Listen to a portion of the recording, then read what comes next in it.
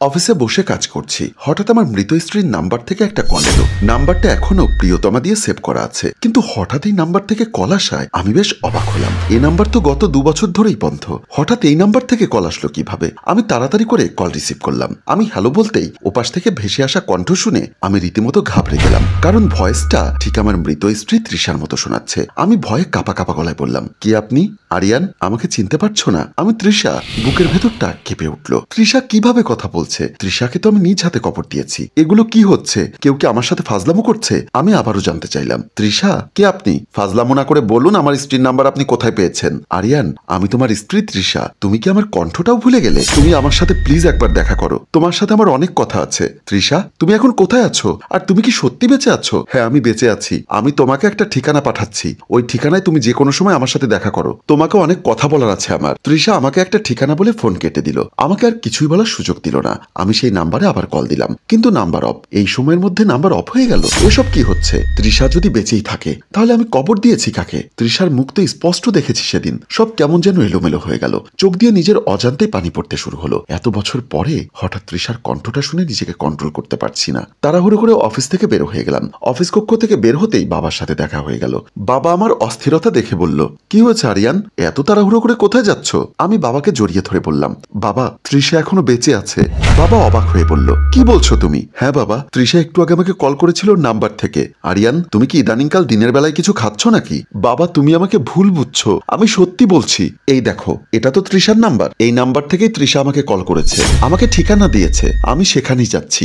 আরিয়ান, তুমি কি বিশ্বাস করছো সত্যি তৃষা বেঁচে আছে? বাবা, আমি আমার স্ত্রীর কণ্ঠ চিনতে পারবো না এটা কি করে হয়, যার সাথে আমি 2 বছর সংসার করেছি? কিন্তু তুমি বলতে চাচ্ছ অ্যাক্সিডেন্টে তৃষা মারা গিয়েছিল? আমার মনে হয় তৃষা মারা যায়নি সেদিন, হয়তো অন্য কারো লাশ আমরা দাফন করেছি। আমার কথা শুনে বাবা কি যেন ভাবলো, তারপর বলল, আমি তোমার সাথে যেতে চাই, চলো একসাথে যাই। বাবা, তুমি যাবে? তাহলে চলো। আমি আর বাবা দুজনে অফিস থেকে বের হয়ে গেলাম। একটা বাড়ির সামনে এসে দাঁড়ালাম। আমি বললাম, বাবা, এই বাড়িটার ঠিকানা দিয়েছে, চলো ভেতরে যাই। বাবা বলল, কয় তলায় কত নম্বর রুমের কথা বলেছে? 4র্থ তলায় 402 নম্বর রুমের কথা বলেছে। ঠিক আছে, তুমি যাও, আমি নিচতলায় আছি। তুমি আমার সাথে যাবে না? আমি এখানে থাকি, তুমি গিয়ে আমাকে ফোন দিও। আমি বললাম, ঠিক আছে বাবা, তুমি থাকো, আমি যাচ্ছি। বলেই আমি বাড়িটির ভেতরে প্রবেশ করলাম। সিঁড়ি বেয়ে উপরে উঠে একটা বাসার সামনে দাঁড়িয়ে আমি তৃষার নাম্বারে কল দিলাম, কিন্তু রিংটোন বাজছে, কল রিসিভ করছে না। হঠাৎ সামনে থাকা দরজা খুলে গেল এবং বাসার ভেতর থেকে তৃষার কণ্ঠ ভেসে আসলো, আরিয়ান, ভেতরে এসো, আমি ভেতরে আছি। আমি তৃষার কণ্ঠ শুনে আর নিজেকে কন্ট্রোল করতে পারলাম না। খুশি মনে বাসার ভেতরে প্রবেশ করলাম। বাসার ভেতরে প্রবেশ করে চতুর্দিকে তাকিয়ে শুনশান নীরবতা অনুভব করলাম। কয়েকবার তৃষা তৃষা বলে ডাক দিলাম, কিন্তু তৃষা সাড়া দিচ্ছে না। অতি উৎসাহী আমি কিছুটা ঘাবড়ে গেলাম। আবারও তৃষা তৃষা বলে ডাক দিলাম। হঠাৎ লক্ষ্য করলাম সামনের ডান দিকের একটা রুম থেকে তৃষা আমাকে ডাকছে। আমি কোনো কিছু না ভেবে ছুটলাম সেই রুমের দিকে। রুমের ভেতর ঢুকতেই আমি অবাক হলাম। বিছানার উপর বসে একটা মেয়ে আমাকে বলল, আরিয়ান, এখানে দাঁড়িয়ে আছো কেন? এসো, আমার কাছে এসো। আমি বললাম, আপনি কে? তুমি আমাকে চিনতে পারছো না? আমি তোমার তৃষা। মিথ্যা কথা, আপনি আমার সাথে মিথ্যা কথা কেন বলছেন? কি বোকার মতো কথা বলছো? আমি তোমার সাথে মিথ্যা কথা কেন বলবো? আমি তোমার তৃষা। আমি তোমাকে ফোন করেছিলাম, এতদিন পর তোমার সাথে আমার দেখা হয়েছে। কোথায় তুমি দৌড়ে এসে আমাকে জড়িয়ে ধরবে, আদর করবে, সেখানে তুমি দূরে দাঁড়িয়ে আছো কেন? এসো, আমার কাছে এসো। আমি অপলক দৃষ্টিতে মেয়েটির দিকে তাকিয়ে তৃষার ছিটে ফোটাও মেয়েটির মাঝে পেলাম না। মনে মনে ভাবলাম, তাহলে মেয়েটা আমার সাথে মিথ্যা কথা বলছে কেন? মেয়েটি আমাকে আবারও ডাক দিয়ে বলল, আরিয়ান, তুমি তো এমন ছিলে না। অফিস শেষ করে আমাকে তো প্রতিদিন ছুটে এসে আদর করতে, তাহলে আজ কেন দূরে আছো? কাছে এসো না প্লিজ। আমি আবারও তাকে প্রশ্ন করলাম, সত্যি করে বলুন আমার তৃষা কোথায়? মেয়েটি আমার দিকে তাকিয়ে হা হা করে হাসতে লাগলো। মেয়েটির মুখের এমন রহস্যময় হাসি আমি বুঝতে পারলাম না। আসলে মেয়েটি কেন এইভাবে আমার দিকে তাকিয়ে হাসছে? আমি অনেকটা ভয় পেয়ে গেলাম। এমন সময় দরজার বাহির থেকে ভেসে আসলো তৃষার কণ্ঠ, কি ব্যাপার, তুমি এ রুমে কি করছো?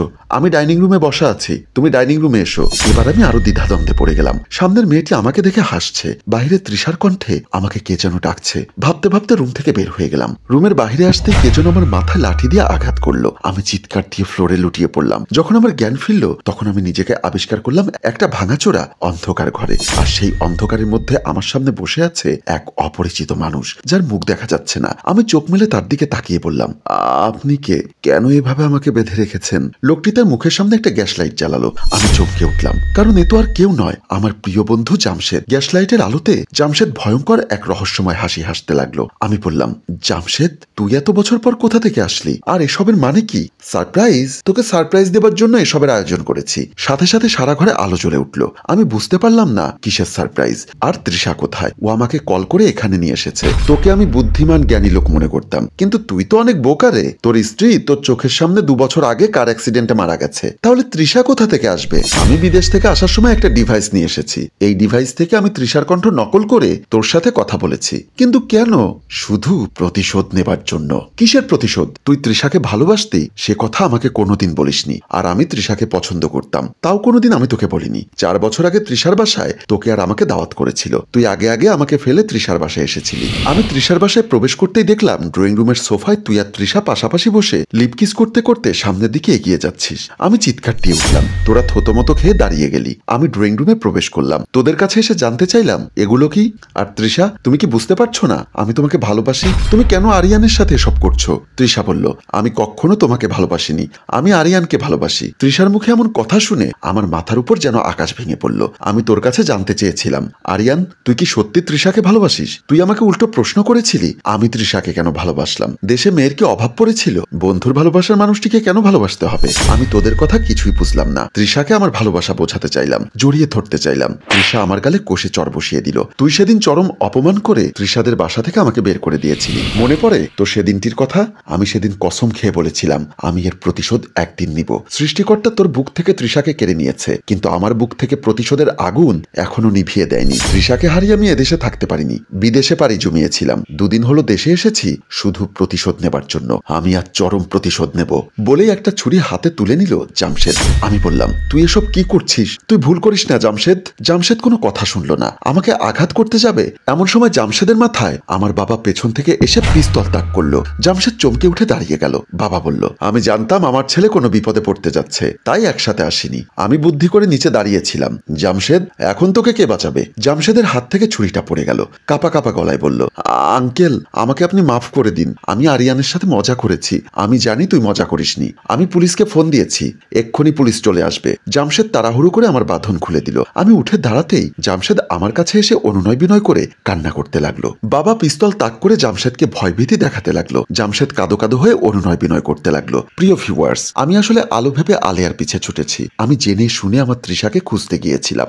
আসলে আমি বুঝতে পারিনি জামশেদ এটা আমার জন্য একটা ফাঁদ তৈরি করেছে। আমার বাবা ছিল বলে আজ আমি বেঁচে গেলাম। আপনারাও হয়তো এমন ফাঁদে পড়তে পারেন, তাই সাবধানতা অবলম্বন করা বুদ্ধিমানের কাজ। গল্পটি ভালো লাগলে লাইক, কমেন্ট ও শেয়ার করুন। গল্পটির রচনা ও পরিচালনায় ফেরদৌস অপু, প্রযোজনায় মঞ্জুর মোর্শেদ, ক্যামেরায় শিহাব।